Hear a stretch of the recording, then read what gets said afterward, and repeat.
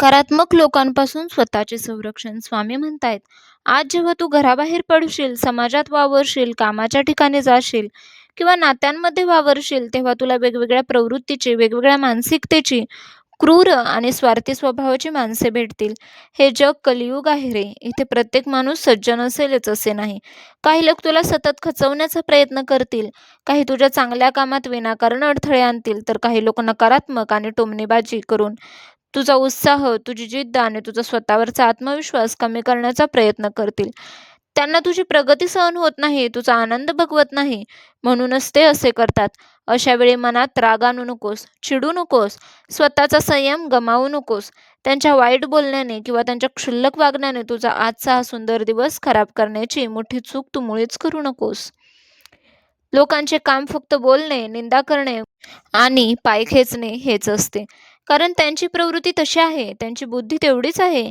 जी व्यक्ती स्वतःच्या आयुष्यात काही करू शकत नाही, ती दुसऱ्याच्या कामात दोष काढण्यात धन्यता मानते. पण तुझे काम लोकांच्या बोलण्याकडे लक्ष देणे नाही. तुझे काम फक्त पुढे जाणे, स्वतःचा विकास करणे आणि यश मिळवणे हे आहे.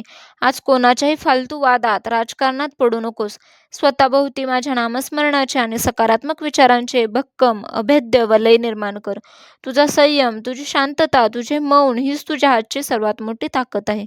तुला वाईट बोलणाऱ्यांना, तुला कमी लेखणाऱ्यांना तुझ्या शब्दांनी नाही, तर तुझ्या कार्याने, तुझ्या शांततेने आणि तुझ्या यशाने चोख उत्तर दे. जेव्हा तू शांत राहून प्रामाणिकपणे तुझे काम करतोस, तेव्हा तुझा न्याय मी स्वतः करत असतो, हे कधीच विसरू नकोस. देव सगळ्यांचे कर्म पाहत असतो. वाईट वागणाऱ्यांना त्यांची जागा दाखवण्याची जबाबदारी माझी आहे. तू फक्त तुझ्या मार्गावरून न डगमगता चालत राहा.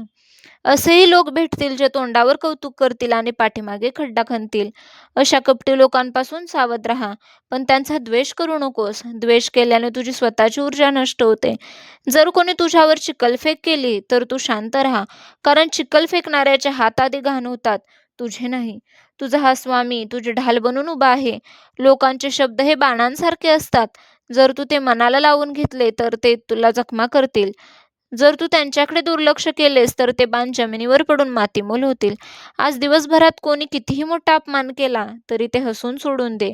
तुझी किंमत ठरवणारे ते लोक कोण? तुझी किंमत माझ्या दरबारात ठरते आणि तिथे तू खूप मौल्यवान आहेस. अरे, हे नकारात्मक लोक कोळशासारखे असतात, जो गरम असताना हात जाळतो आणि थंड झाल्यावर हात काळे करतो. अशा लोकांशी जितका कमी संबंध ठेवशील, तितका तू सुखात राहशील.